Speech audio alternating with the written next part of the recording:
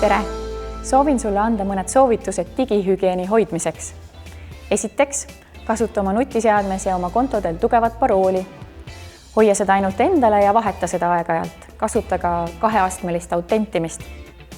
Teiseks, uuenda järjepidevalt oma seadme tarkvara. Ja kui soovid alla laadida mõne rakenduse, siis esmalt uuri selle tausta. Vaata, milliseid õigusi ta küsib ning kui otsustad selle siiski alla laadida, siis tee seda ametlikest veebipoodidest, näiteks App Store või Google Play. Rakendustes, aga eriti just sotsiaalmeedia rakendustes, vaata üle selle privaatsussätted ning muuda oma konto privaatseks, sest nii omad sa enam kontrolli selle üle, kes sinu infot näha võib. Sotsiaalmeedias kehtib reegel, enne mõtlen, siis jagan. Kuna kõik salvestub, on edasi saadetav, see publik võib olla väga lai, kelleni sinu info jõuda võib, siis tuleb väga täpselt järgi mõelda, kellele millist infot endast jagada. Kui soovid jagada mõnda videot või pilti, millel on keegi teine, siis tuleb ka temalt ennem selleks nõusolekut küsida.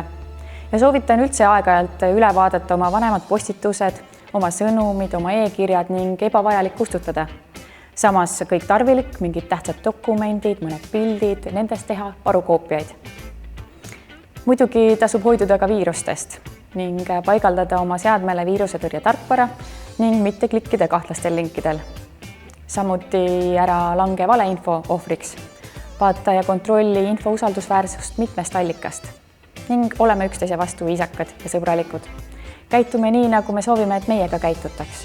Aga kui sul on mure või soovid head nõuannet, siis pöördu selleks usaldusväärse täiskasvanu poole. Alati võid pöörduda ka lasteabitelefoni poole. Nende number on 116 111 ja veebileht www.lasteabi.ee. Murede korral aitavad ka veebikonstaablid. Rohkem häid soovitusi, nõuandeid, teste leiad veebilehelt noor.targaltinternetis.ee.